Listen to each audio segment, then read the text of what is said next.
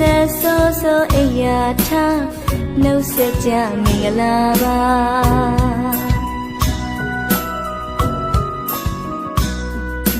အိဋ္ဌသောတာကောင်းသောအတန်အိဋ္ဌစက္ခုကောင်းသောအမည်ကြာမြင်နုထစီဘူးယာ